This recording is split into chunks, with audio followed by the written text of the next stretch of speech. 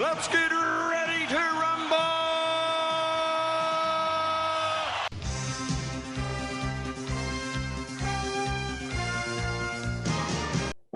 Hello and welcome to Netflix vs. Cinema, the podcast that, in spite of what we've said, seems to be pushing The Secrets of Dumbledore the same way we pushed Morbius. My name is Tosin and I am the host.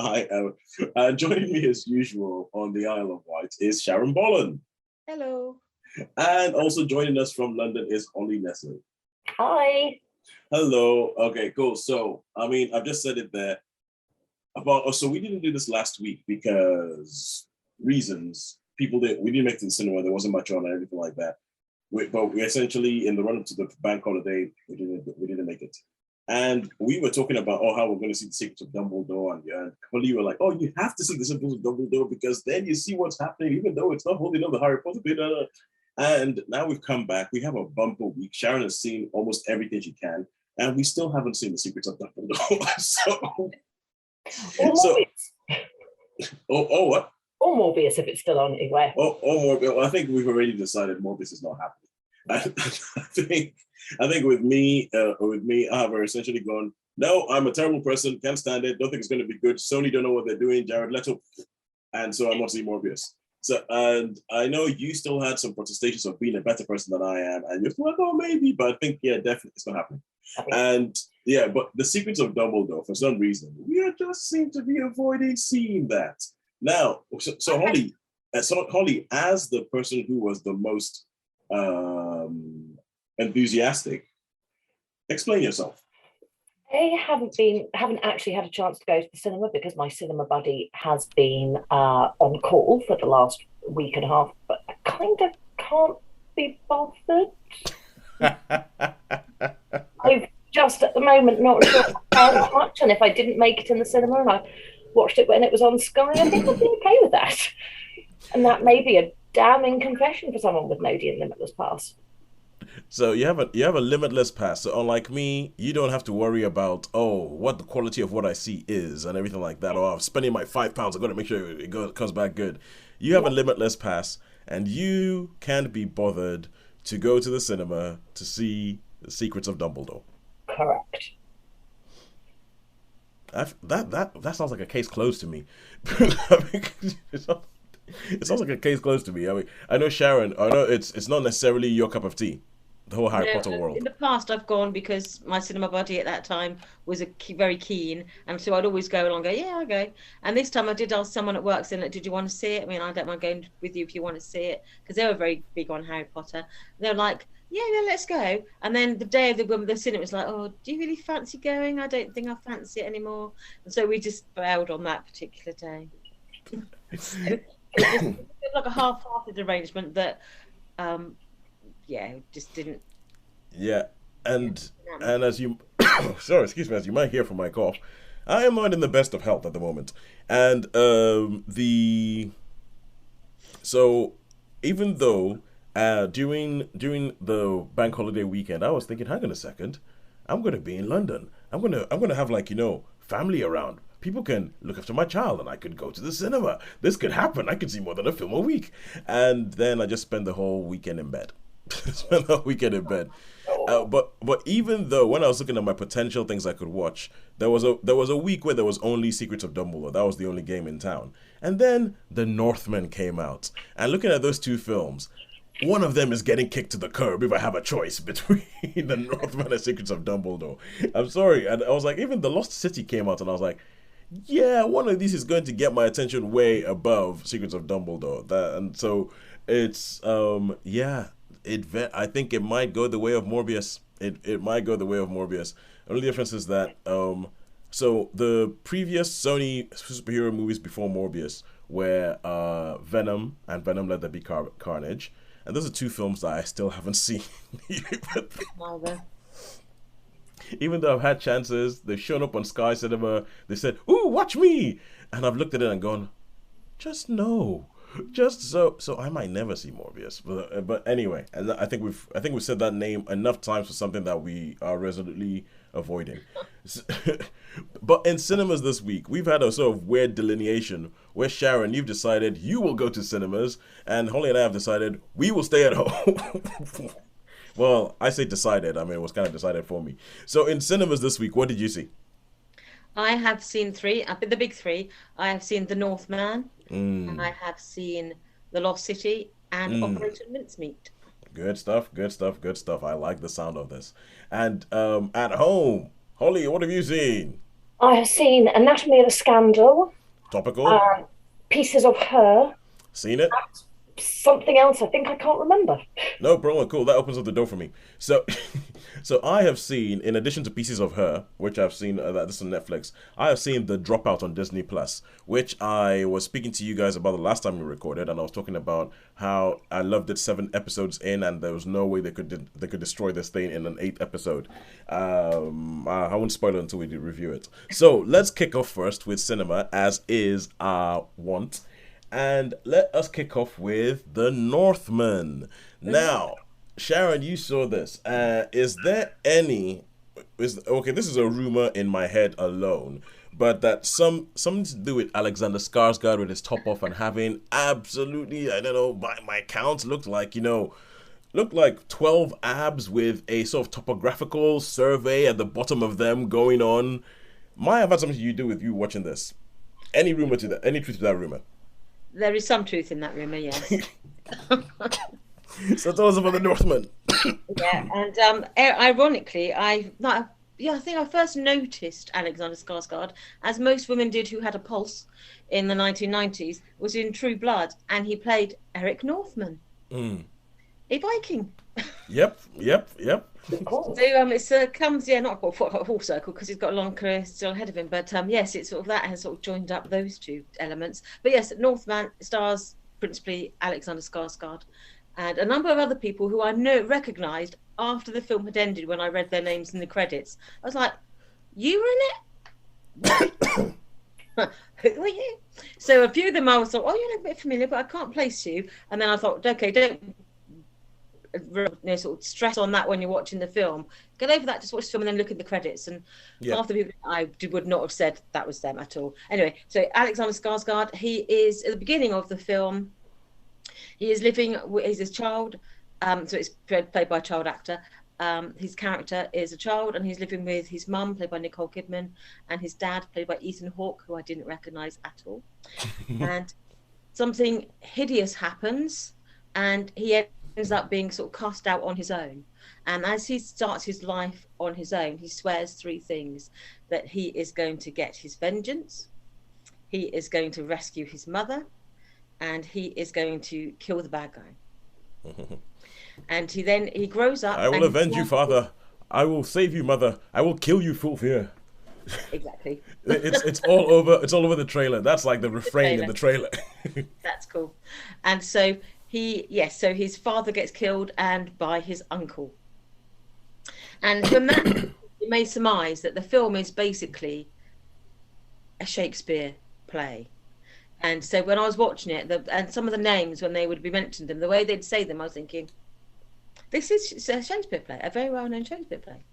And so some of the scenes that are sort of play out, it sort of speaks into that play very much, minus some of the side dramas. But anyway, so he I think is based on the same tale, same Danish tale that Shakespeare adapted for Hamlet. Oh right, so it's out there. So it's I was thinking when I was watching it, I was thinking, this is Hamlet.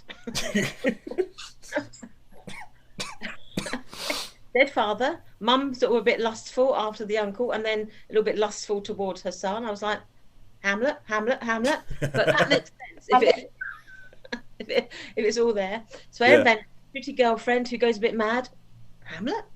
So and so it's all there. But it basically, as an adult, he joins this roving band of Northmen.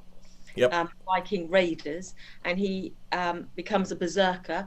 They're the ones who basically sort of fill themselves up with the powers of nature, so bears and wolves, and then they go into battle without armor and with basically just a sword, and they rely upon this sort of animal strength to protect them. So they're all like rippling muscle and sweat, basically. No, who can argue with that? And so they then when he's after this battle, he meets Anna Taylor-Joy's character, Ophelia, though that's not her name.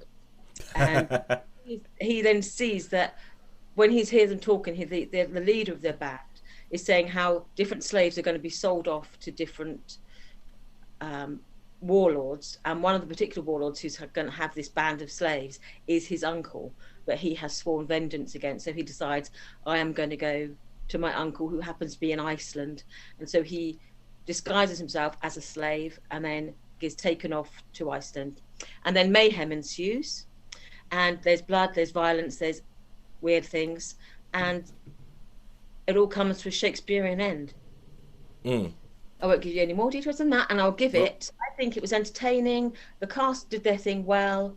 It was bleak. It was creepy in places. It was sort of like mystical in places where it drew on that Norse legends and the myths of their cultures. Yep. So I would give it a 4. I thought it was a good romping ride.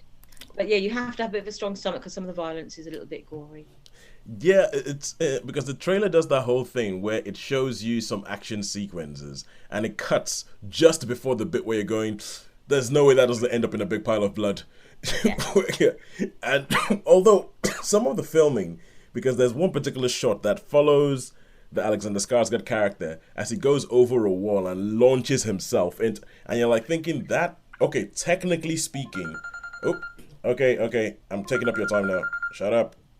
So you're looking at it and you're just thinking, technically speaking, that is an impressive looking shot. And it looks like obviously you have the Shakespearean some undertones showing that Shakespeare himself borrowed.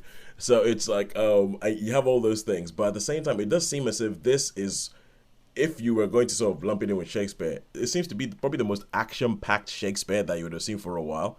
Yeah. And there's been that thing that seems a little bit lazy to me. Just a quick question before I move on to every time when you release a film, there's always like a lazy comparison made on the poster. And the lazy comparison made on the poster for this was, it's this generation's Gladiator. What do you think of that comparison, having actually watched the film?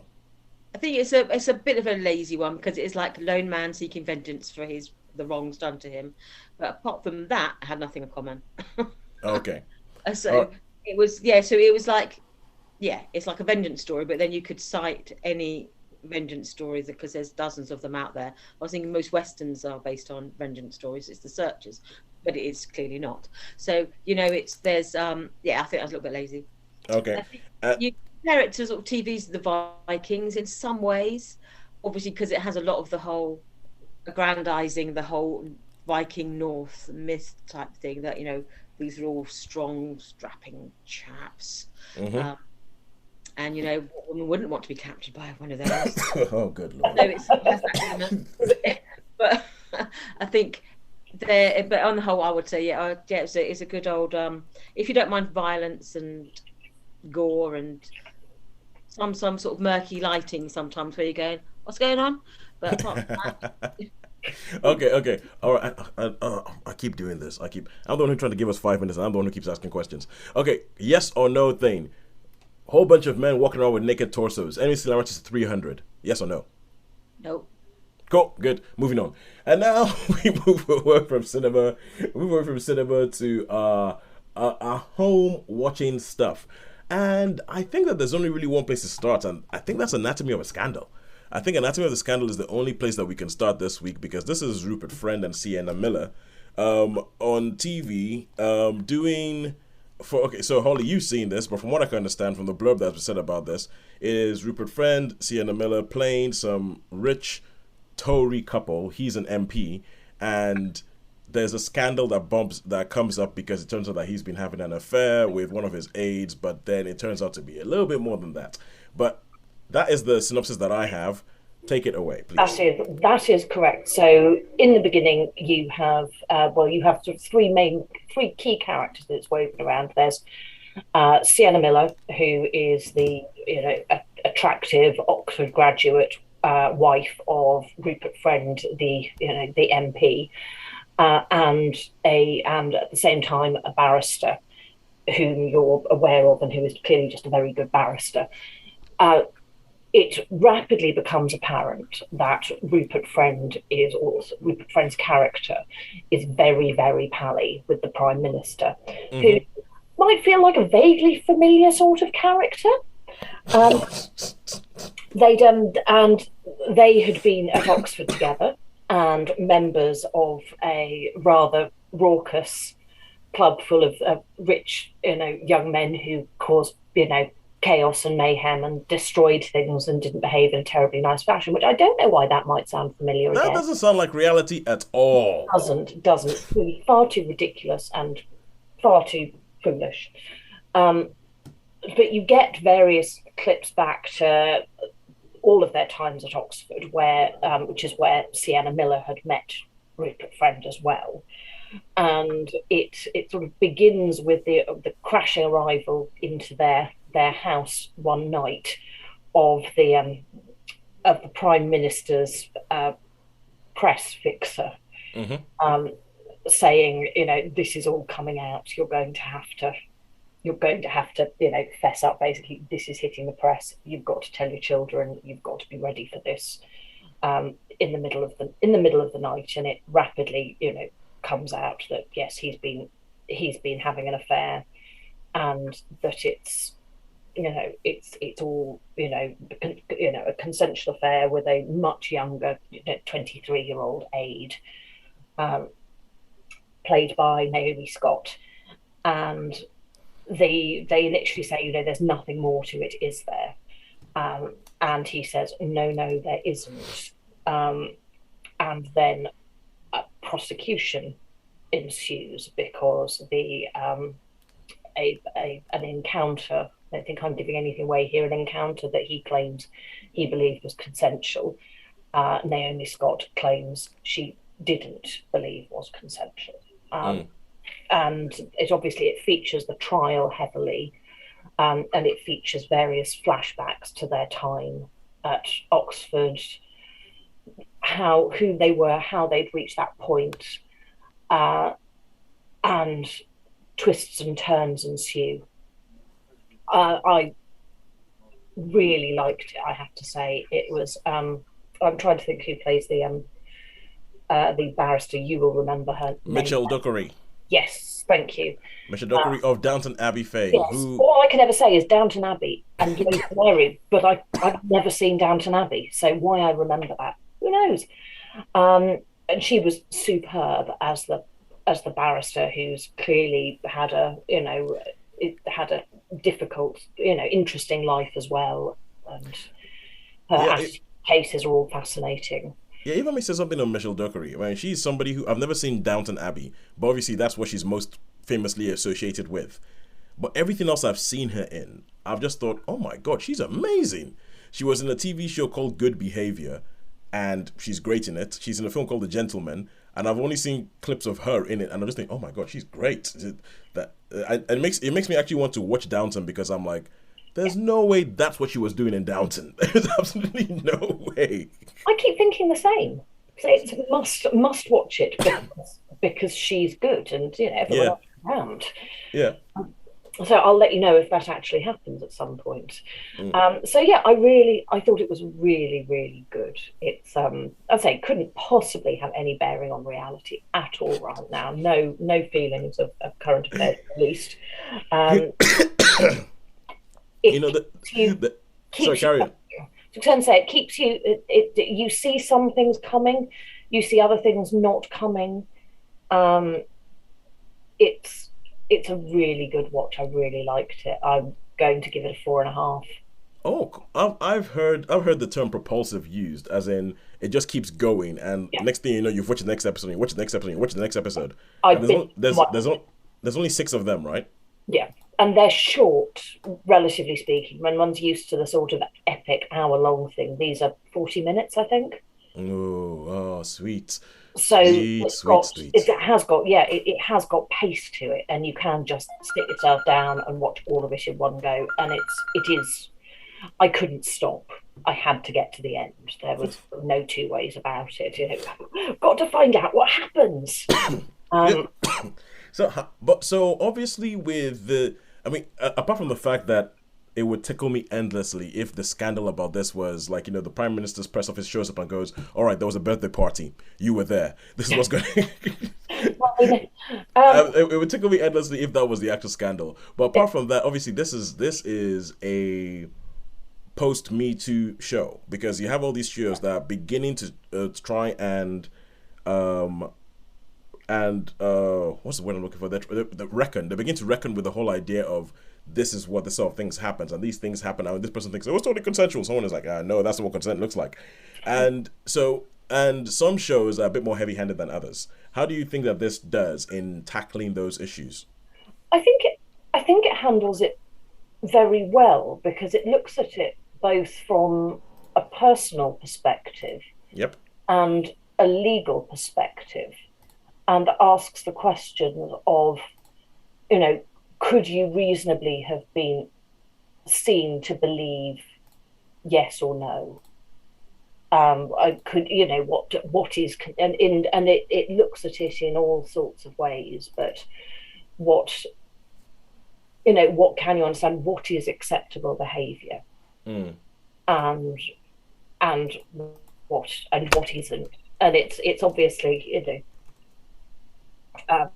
scandal filled. Yeah. And I could actually watch it again.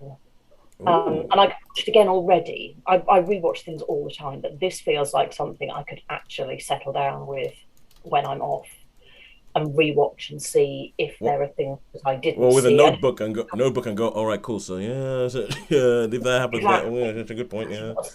What's gone on? But I could very well see myself doing that. All right. Good stuff. It's good viewing, so I would highly, highly recommend it to everybody, and particularly both of you, obviously. All right, cool. So 4.5 stars for Anatomy of a Scandal.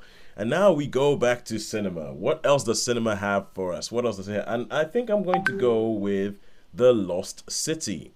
So let's go with The Lost City. Sharon, tell us about this. Okay, headlines. Sandra Bullock, Channing Tatum, Romancing the Stone, Jungle, Daniel Radcliffe being an idiot. Let's go.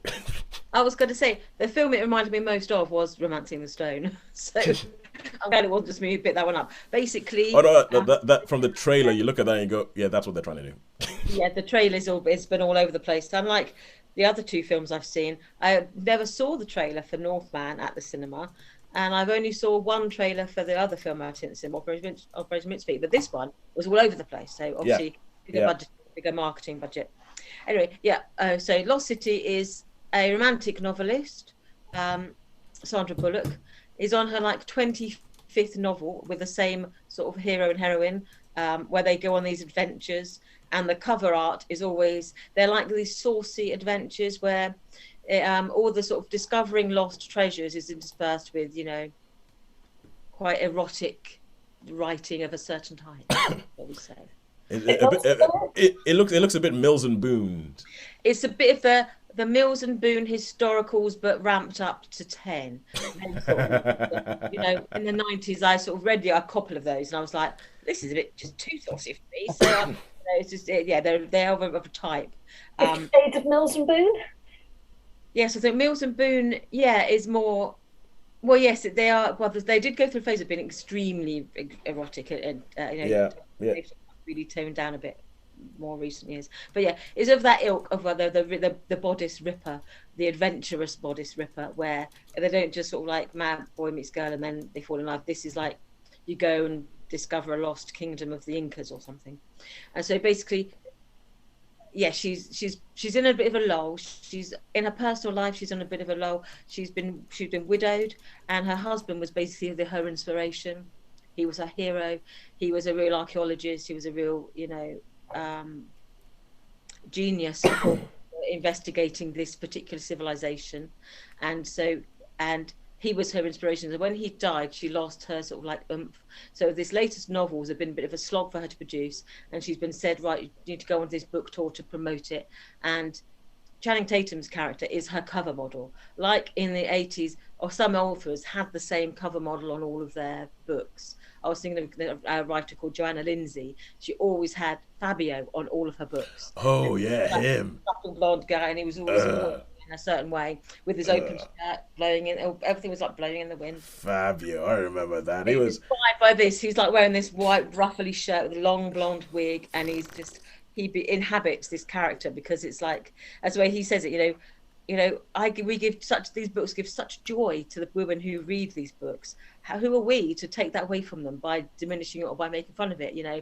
So yes, I do take it seriously, and I do, because, you know, they do, and it's their, why would I want to take anything away from the people who buy these books and read these books? So he starts off with this just being a little bit of a bimbo. He's like a dumb blonde. He is like the dumb blonde, the bird. Yep. She is the intelligent go-getter one. And because in her books she does put real history in there, and she puts real archaeology in there, Daniel Radcliffe's character goes, actually, you could discover the real jewelry, the real treasure in this ancient kingdom. And so he kidnaps her, takes her to this island where this kingdom was based, and mayhem ensues, as you've seen. It's things happen that you think. Brad Pitt comes into it, sort of blows everyone off the screen, in the only way that he can, by sort of being Brad Pitt turned up to 11. Yep.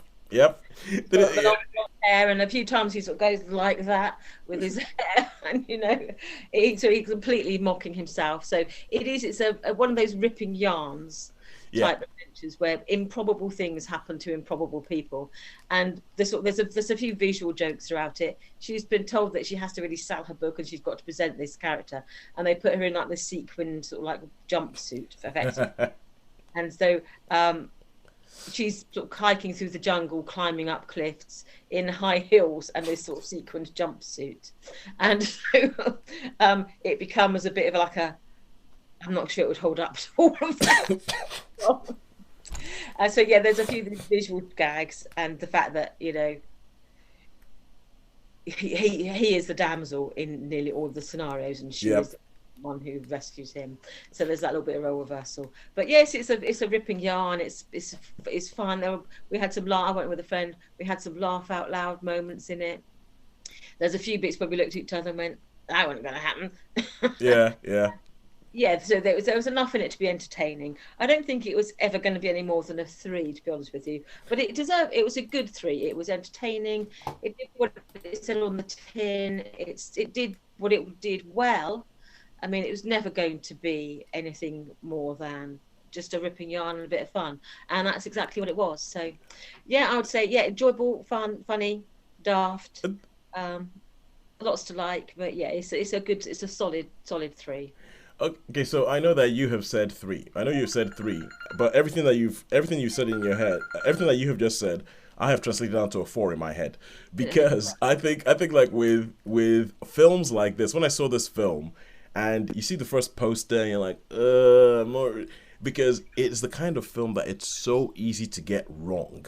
It is so easy. It is so easy to get wrong, and it's so easy to go, hey, look, we've got beautiful people in the jungle. What's not to like? What more do you want? And it's very easy to sort of rest on that. But then you start seeing some of the trailers, and you start thinking, there might be something here, because Channing Tatum, for all the fact that he is used sometimes as a himbo, and he's used as like, oh, look at him, he's like, oh, he's ripped and all that. He's actually he's a very good comic actor. And he knows how to use what people think about him against type. I mean, I think he's brilliant in the 21, 22 Jump Street movies. And so for me, it's about whether this is done right. Because if it's done right, then that elevates the whole thing. If they click together, that elevates the whole thing. And if there's a reason for one scene to exist that leads into the next scene, and it's not just there because that's the kind of scene you have in this kind of film. Sorry, I feel a rant coming on, because it has to do with Sonic the Hedgehog 1 and 2. But I will leave that until another time when I'm talking. So 3 stars, but very, very good 3 stars for The Lost City. Yeah, I mean, the way I see it, 3 is a good rating still. I mean, I think I remember there was a film that I reviewed a while back. I can't remember which one it was, but I called it the perfect 3-star movie. Yeah. Where it is a 3-star movie, but you could not leave that film feeling any less satisfied. Yeah. It's a good thing. I think 3 is good. It does what it's supposed to do. It's good. I mean, 4 is like it's a step above that. It's like it does what it's supposed to do, and then it adds a little bit. And then 5 to me is like, it's got to be pretty flawless. It's got to be practically, I can't pick anything out of it. So thinking about this sort of film was easy to be going like, well, you know, that isn't that. But no, it's like it did what it, and it did it well, because we've all seen people attempting.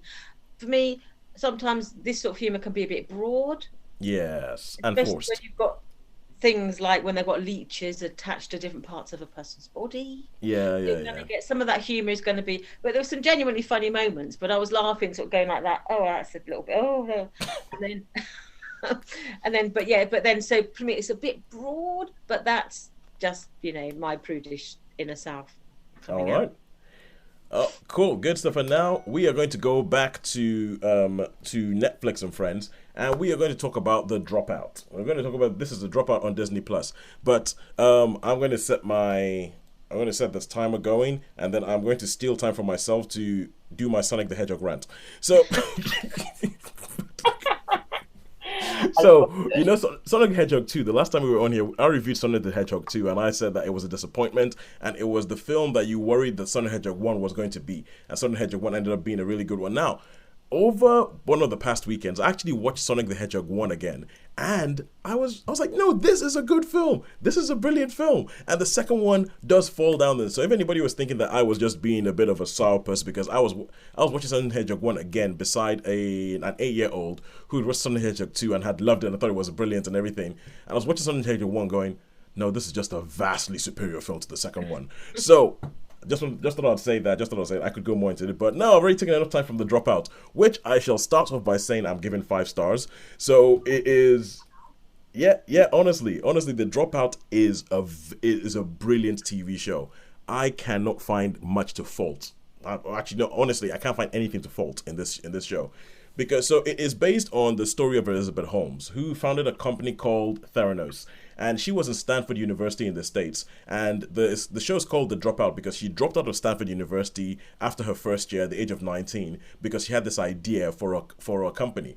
She dropped out of Stanford and she took a whole bunch of people from Stanford with her who ended up being her research team trying to figure out how to make this idea work. And her idea was instead of taking blood through, taking a whole bunch of blood from people with needles, and people are scared of needles and it makes taking the blood an ordeal for them, they get a prick on a finger, you get 1 drop of blood, and from that 1 drop of blood you can diagnose a whole host of tests. So all you need is a drop of blood, and that was her hook. All you need is a drop of blood, or all you need is 1 drop.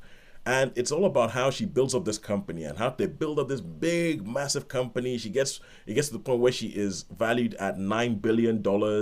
She's on the front cover of magazines like Fortune and Time and Wired, and people are talking about this Silicon Valley genius. And all the while, the big thing that nobody really seemed to push hard to find out was that the technology did not work. And Ooh.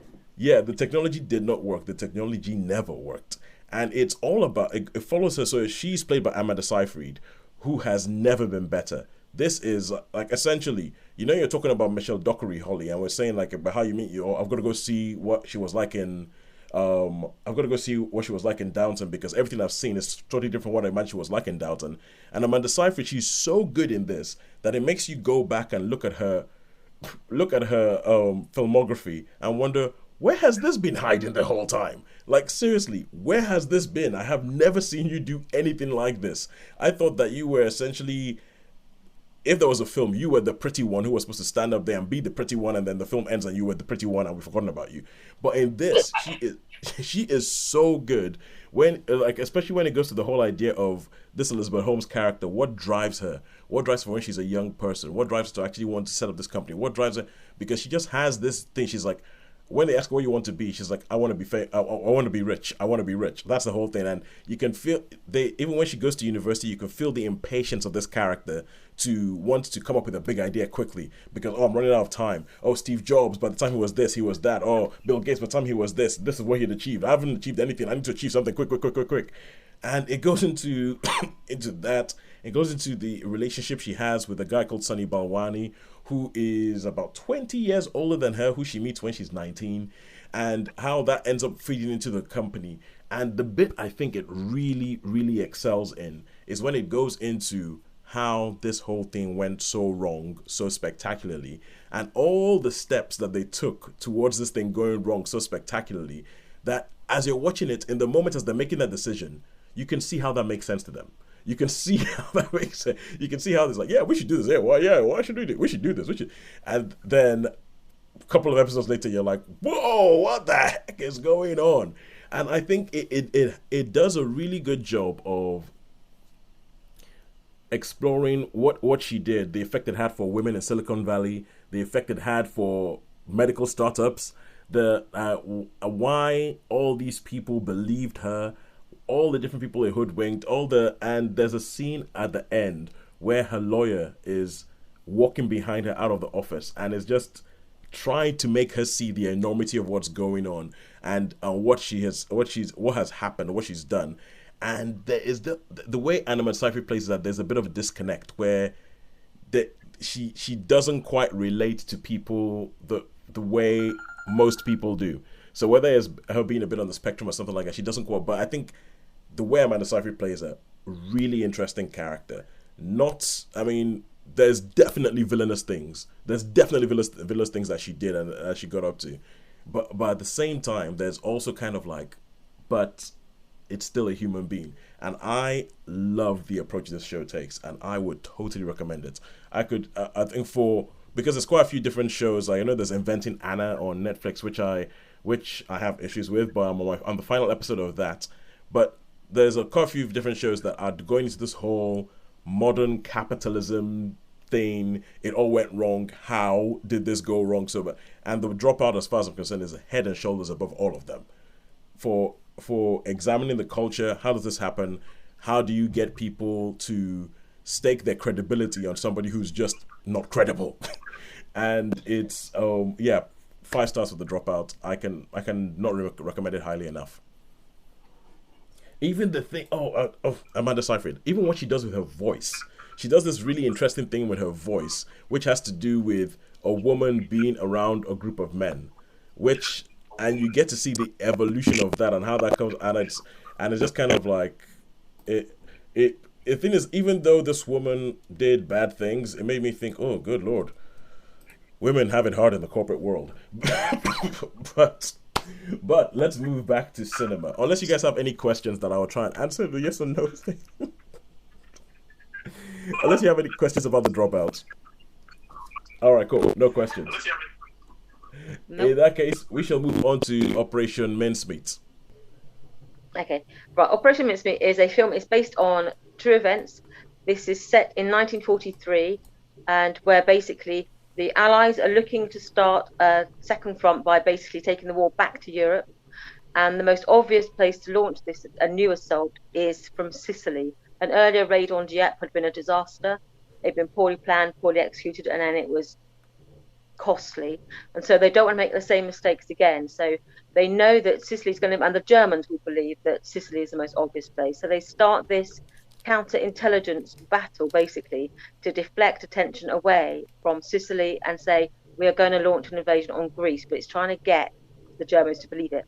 And normally all the other things they do, like fake maneuvering, sort of everything else, nothing seems to work. The Germans are still focused on defending Sicily. And so they come up with this harebrained scheme, one of 27, by a writer that we may have heard of called Ian Fleming, who was working in intelligence in the 1940s. And he came up with a thing called Operation Trout, which was basically how to sort of hook the Germans into believing these things. And there was something like 30 different scenarios. And one of the most bizarre ones was basically having fake documents on a body, and the body washes up on the shore of a neutral country, Spain. And then these documents get into the hands of the German intelligence services, and then they basically believe them. So they're like baiting the hook by saying this is all there. And so they then, the film is about how they go about making this, his Major Martin, they call him Major William Martin, and how to make him believable as a real intelligence. So they create a persona around him. They find a suitable body, and they find someone who's living, who looks enough like the body so they can take some pictures of him. Mm-hmm. They create a life around him. They write letters. They give him a history, a service history. They basically make him as real as they could possibly be. And then the three sort of main protagonists in this are Colin Firth's character, who's Ewan Montague, who is a solicitor and barrister who now works for intelligence. There is Major Chomley, who's again a naval, played by Matthew McFadden. who is a Air Force intelligence officer who's got like this very clinical, insightful mind, and then they draw in all these disparate characters who basically are working with them to and Johnny Flynn plays Ian Fleming, and so they pad out how to make this man as convincing as possible. And so this film is about building the story and then launching the operation, and then to see how effective it was. If you think this sounds familiar, obviously it's a true story, but there was a book written in 1950 by a guy called Duff Cooper, who wrote a book called Operation Heartbreak, based on this event. And then there's a film in 1956 called The Man Who Never Was, based on the same events. So it is out there in in our sort of cultural history, as well as being in sort of the Second World War history. Oh, so it's okay. interesting to see a trio of Jane Austen heroes. We had two Mr. Darcys and we had a Mr. Knightley on screen together. So I didn't work that out till afterwards, when someone was saying, "Oh, two Mr. Darcys." I was like, two Mr. Darcys and a Mr. Knightley. I've heard people say that, and that's something that would totally have passed me by. But when I was watching it, I didn't register it because I hated that Matthew McFadden's version of Pride and Prejudice. So I've wiped that from my memory. Yeah, but then is it makes me really, really happy that you picked it, because I was thinking, Sharon might have picked this up, but I'm really happy that you did. I've never watched his version of Pride and Prejudice, or I don't think I have, because I couldn't bear the idea. I've watched the one with zombies. Yeah, I like that. That's fun. We went to see it on my birthday, didn't we? That was my birthday. We went to see that on your birthday, yeah, I remember that. We went to see that on your birthday. So I really rated it. I thought it was good, well executed. There's some great cast in there. There was like Jason Isaacs was playing the head of intelligence, who they call M. There were nods to James Bond, which was quite fun. Kelly MacDonald was in it as a sort of, she was working in the pool of the female staff who worked around sort of MI5 at that time. There isn't a romance, but there's a hint of romantic suppressed feelings on different sort of undercutting the film. Yeah. Russell Somerville plays Churchill. There's a good cast. There's lots of people, and Penelope Wilton is in there. Mark Gatiss is in there. Yeah, there's lots of people. You go, good, strong cast. Good, strong cast, a strong film, well executed, well delivered. You feel for it. You sort of, even though you know how it ends, you still feel slightly tense, thinking, "Oh, I hope this works," even though we know obviously that it did. Yeah. But even though you know that, you're still going to be, "Oh, I hope, come on, boys." So it did do what it was supposed to do. It made you sort of engage you in the action. So for all those reasons, good cast, entertaining, good story, enough tension in it. I would give it a 4. Give it a 4. Nice. Yeah, I have to say, this is a good week. This is a good week. I'm looking at going, well, everybody brought their A game. Everybody came to fight.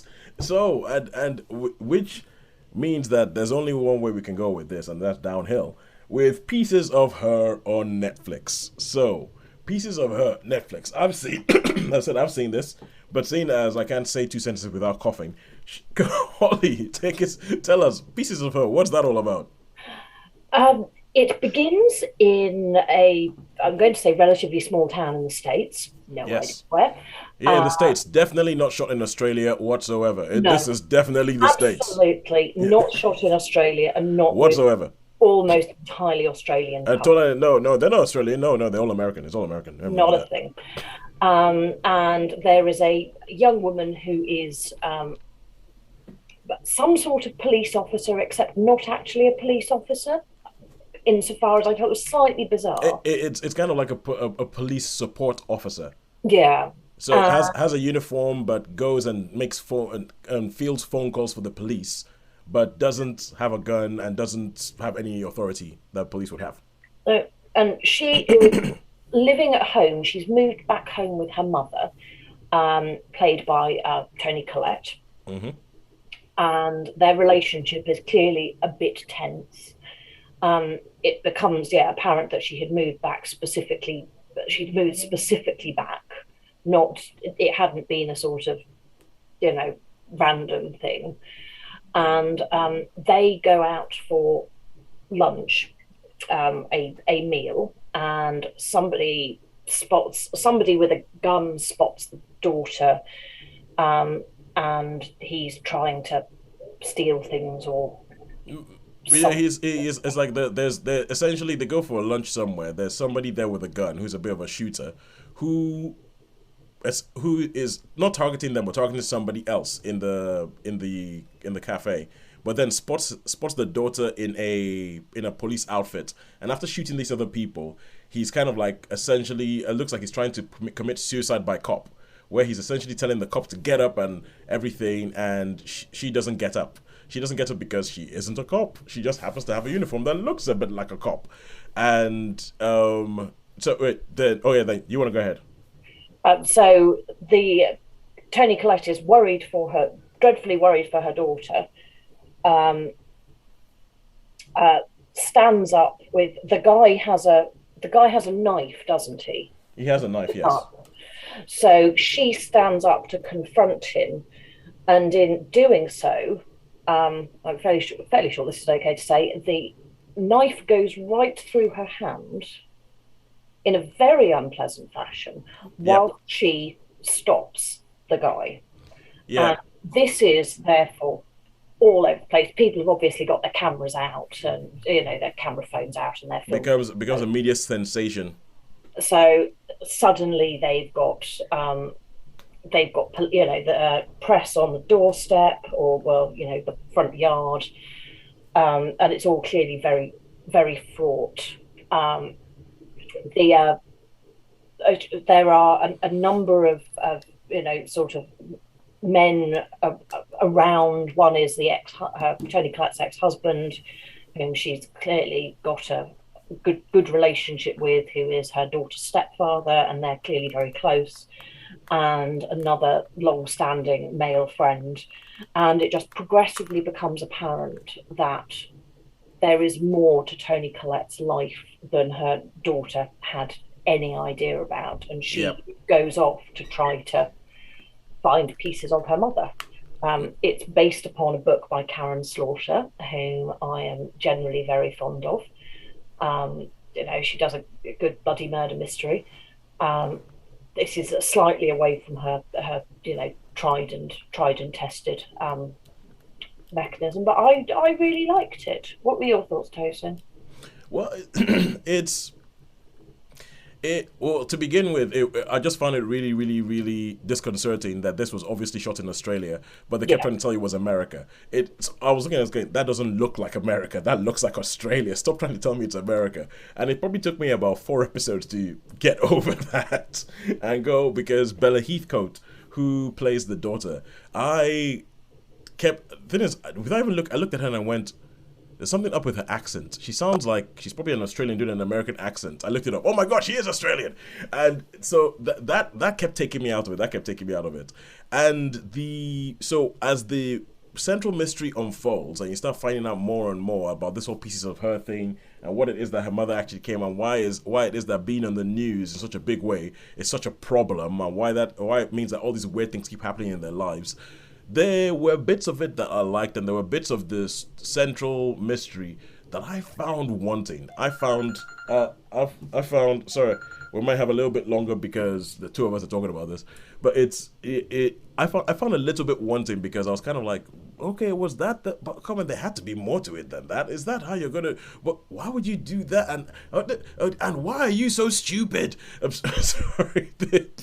I'm sorry, but I think it's done deliberately. But the daughter character is one that had me nigh on hurling things at my TV screen. That had me, I'm like, oh, why are you doing that? Why, oh, how do you think that's a good idea? Oh, okay, cool. Okay, fine. I guess now all of a sudden it's like, oh, I guess fine. All of a sudden you think you're an action detective, and but the funny thing is that she thinks she is, but even the show is like, no, she's not an action detective. She's an idiot. And it has a good cast. It has a sort of flashback structure where you go back into the past to figure out why Toni Collette is the way she is and what's actually happened to it.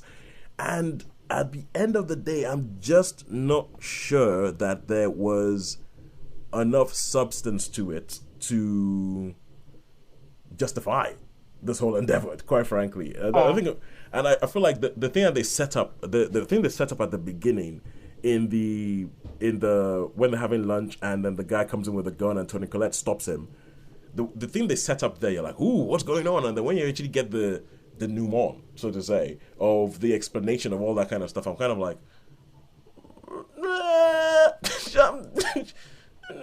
that's a bit meh. It doesn't totally hang together. I also found it was slow getting going. If I hadn't persevered through the first 2 episodes, I think I had to push myself through, and I did like it. Yeah. I did like that. I'm really glad I saw the resolution, and it is one that I might watch again on in the background, just because I'd like to try to figure out what I missed. Yeah. If anything. Yeah, the thing is, maybe the book. Yeah, I think I agree with you that it takes a while. It takes a while to get going. It's a bit slow to get into places, to bringing things up, and as I said, and it's just a personal thing. It was just the first 4 episodes. I was like, it's obviously Australia. Stop trying to tell me you're in Alabama. You're in Adelaide. I am literally about to buy both the book and the audio book of it. So, as it's $2.99 for the Kindle and £1 for the audio book, so I can alternate between listening and cool. And those being 2 words. So I will report back on comparison next week. I thought it was a competent thing. It's just at the end of it, I liked it, but I wasn't grabbed. I liked it, but there was a little bit of feeling of, you might have wasted 8 hours of my life, because where you ended up doesn't feel worth it. I may be doing the same with the book and the audiobook now, but again, I will report back. I'll figure that there will be more in the book, as there always is. So how many stars would you give Pieces of Her? I think probably 3. Yeah, I think that's what I'd have to give it a 3. It's good, it's competent, it has good performances. There is a lady in it called Jessica Barden, who was in The End of the Effing World, who I'm really happy to see in other things. And so it has what's his face from Joe Dempsey, who was originally in Skins and was in Game of Thrones. He's in it as well. So it has people that I like. So it has people that I like, and I want to see good things happen for their career in it. So for that, it makes me want to like it. But it does have some problems. I think it's fair to say, it does have some problems. Right, cool. So we've gone to the end of all of our reviews, and all that is left to say is, who do you think has won this week? I think it's a tie. Okay. Holly's going for a tie. Sharon's trying to remember everything we've said and is doing calculations in her head. No, we've got... Because I'm thinking that home viewing might just edge it with your 5.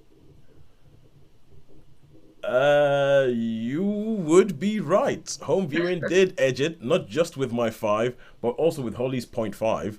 So I could honestly have stretched up to a 5 as well. So yeah, we had scores of 4, 3, and 4 for cinema, which gave us a score of 11. But as we said, the maths doesn't tell the full story, because we said The Lost City, that's about all you could give it. But it is one of those perfect 3-star movies, pretty much, where you're like, yeah, it's a 3-star movie, but I'd rather watch that than 12 Years a Slave again. So yeah, that's right. That's true. Yeah. Which is 12 Years a Slave, which is obviously the better film, but this is the better time. I've still not seen 12 Years a Slave, which is a dreadful confession. No, I don't think it necessarily is. The film, the title kind of tells you what you're in for. It is a great film, but my God, you need to be in a good place to watch it. Yeah.